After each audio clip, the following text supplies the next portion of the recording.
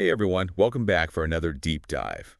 Today we're exploring this incredible story about the power of community and the unexpected places we find strength. Ooh, that Ooh. sounds interesting already. Right. We're going to be looking at chapter 5 from this memoir set in an international school. Okay. And it's wild. A student's facing this really serious medical crisis.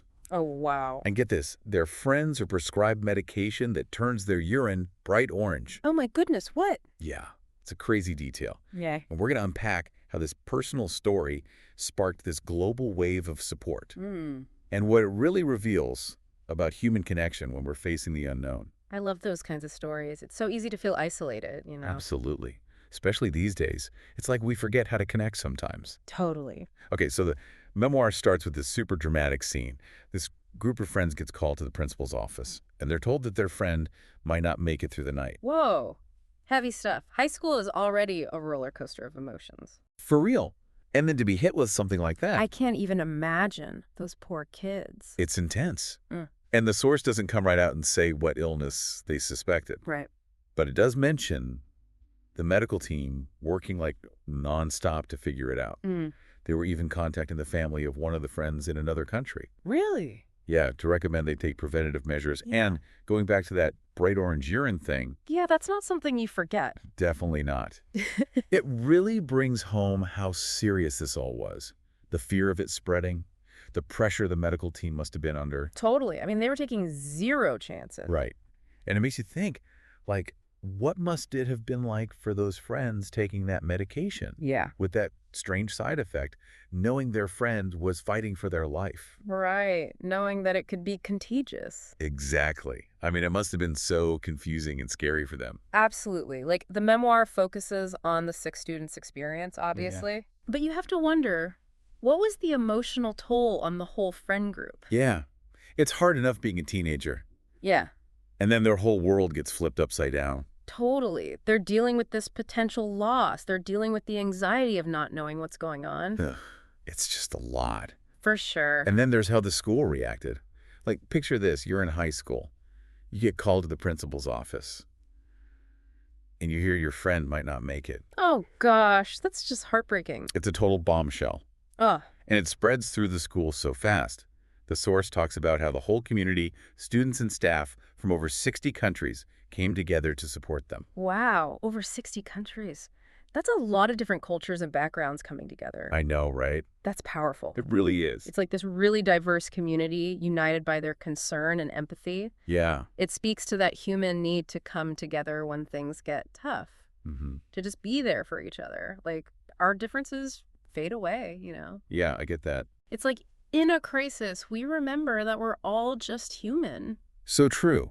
But that's just the start of it. What happens next is even crazier.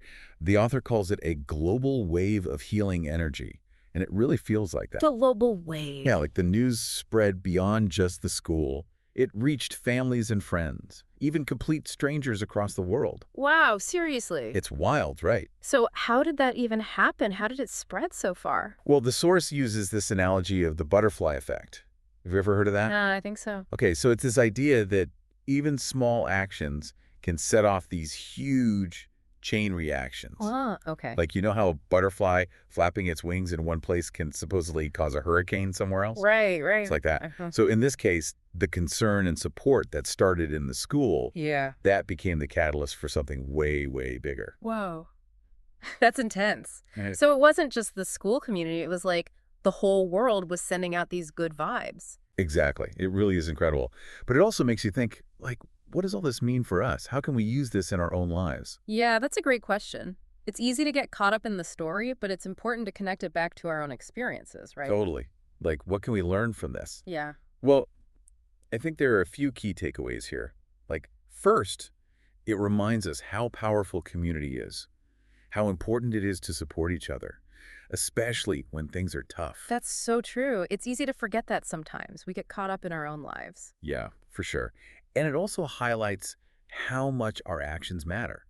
Even little acts of kindness can have these huge ripple effects, like creating this wave of positive energy that affects people in ways we might not even realize. That's a really good point. It's like that saying, no act of kindness, no matter how small, is ever wasted. Exactly. And maybe most importantly, it shows us how powerful belief is. The student in this story chose to believe in this global wave of energy, and I think that belief itself helped them to heal. Wow, that's amazing. It's like they tapped into this well of collective goodwill. It's a powerful concept, right? Right. Like, we're not just passive recipients of energy. Mm-hmm. We can actively participate in shaping our reality. It's like we have more agency than we think. Exactly. But this brings up a ton of questions too, like what is healing really? Is it all just biology? Or can things like belief and hope and this collective energy actually play a role? Yeah, that's a big question. One that scientists and philosophers have been wrestling with forever. But this story definitely suggests there might be more to it than we fully understand. I agree. There's definitely something deeper going on here, something that we're only beginning to grasp. Yeah, it's like all that research on the placebo effect, our minds can have such a real impact on our physical well-being. Right. It makes you wonder, like, if one person can shift from this global wave, what if we all, like, tapped into that? Whoa, Wow. that's kind of mind-blowing. Like, imagine a world where we're all intentionally, Yeah. cultivating and directing that energy toward healing. I love that, both for ourselves and for others. Exactly. It's like we could create this global network of support, this web where we're all contributing to each other's well-being, Hmm. and maybe even to the well-being of the planet. If we zoom out, right, like if we look at the bigger picture, Yeah. we're talking about a shift in consciousness, like recognizing we're not just these isolated individuals, Right. we're part of this larger whole. Totally. It's a beautiful way to think about it. It is. Okay, so we've talked about this amazing story of healing, and we've talked about the potential for collective energy, Mm. but how does this apply to our listeners? Like, what can they actually do with this? Yeah, it's not just like a feel-good story, right? Like there Yeah. are some real takeaways. Right. First, it shows how important community is. Yeah. Like, we need each other. We're social creatures, and we especially need each other when times get rough. Right. Reaching out for support and offering it to others, Mm-hmm. it's crucial. Yeah, absolutely. It also shows us the power of small actions. We often underestimate the impact of a kind word or just listening to someone or, just a small gesture of support. But like we've seen, these little things, they can ripple outward in ways we don't even understand. Totally. So true. And probably the most important takeaway, the power of belief. Yes. The student chose to believe in this global energy, Right. and that belief was probably a big part of why they healed. Yeah, I think so. It's a good reminder that we have more power than we think we do. Yeah, for sure. We get to decide what we believe. So how can we cultivate this positive energy? Like, how can we use this in our own lives Yeah. and contribute to this, global wave of healing? It starts with just being aware. Okay. Being aware of how interconnected we are Yeah. and the impact of our thoughts, our words, and our actions. So, like mindfulness. Exactly. Being present. Mm-hmm. And then it's about making choices, choosing to nurture those good feelings like love, compassion, and gratitude. Yeah. Even when it's hard. Even when it's hard, because those feelings, they have power. And finally, it's about actually doing something. Right. Putting those intentions into action. Exactly. It could be a small act of kindness. It could be something bigger. It could be offering help. It could be sending a message of support, or even just being there for someone who's going through a hard time. It doesn't have to be anything huge. Nope, it really doesn't. It's about making those little choices. The little things add up. Exactly. The little things add up. Yeah, I love that, because this isn't about some huge superhuman effort, right? It's the everyday choices that really make a difference. Mm. It's realizing that each of us has the power to make things better. And when we all do that, Yeah. it creates something truly incredible. Like, this story is such a good reminder that we're not alone in all of this. We are all connected. And together, we can create a world where healing and wholeness are more than just individual experiences, but like a collective reality. That's a beautiful thought. Yeah, And something definitely worth working towards. absolutely. But before we get too idealistic, I want to bring it back to our listeners for a sec. Yeah.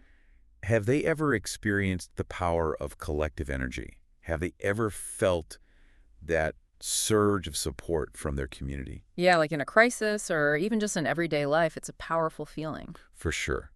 And more importantly, how can each of us help create those positive ripples? Yeah. Like, how can we build that sense of connection and support? Not just for ourselves, but for everyone. Such good questions. This deep dive has taken us on a wild ride. It has. We've talked about the power of community, how kindness can ripple outward, and how we can find strength in unexpected places. But there's one more piece of this story that I think will really resonate with our listeners. So we've talked about the students' experience and the school's reaction and this global outpouring of support. But there's another group in this story, the people who sent those messages of hope and encouragement. Yeah. The source talks about all these cards and letters pouring in from all over the world, like families the student had never even met, church groups, even a class of first graders. Oh, wow. Yeah. It's easy to dismiss those kinds of things, like, Yeah. oh, they're small, they don't really matter. But when you think about it, the collective impact, Yeah, it's pretty amazing. it really is. It's like each message was this tiny little drop, Mm-hmm. but together they created this huge wave, this wave that carried the student through.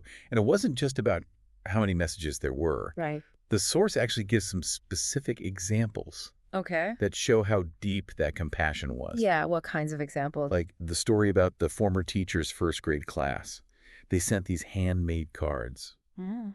with little drawings and messages. That's sweet. It's a really good example of how even little kids can feel that empathy Yeah. and be a part of something so much bigger than themselves. I love that. I know, right? Like tapping into that wellspring of goodness. Yeah, exactly. And you got to think about those messages from the student's perspective.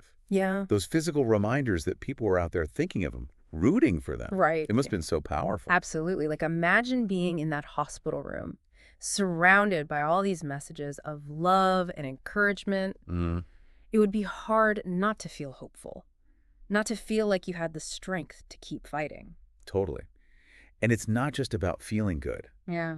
There's actually research on this. Oh, really? Yeah, on the connection between support and healing. Like, studies have found that people with strong social connections tend to recover from illness faster, Wow. and they just have better health overall. So it's not just like a warm, fuzzy feeling. There's actual science behind it. Right. Like, it makes you wonder if those messages, those acts of kindness, actually help the student to heal. That's fascinating. It's a question we might never know the answer to for sure. Yeah. But this story definitely makes you think. Makes you think about how our thoughts and actions can affect the world around us. Mm-hmm. And maybe even the healing process itself. I think this whole deep dive has really been about connection.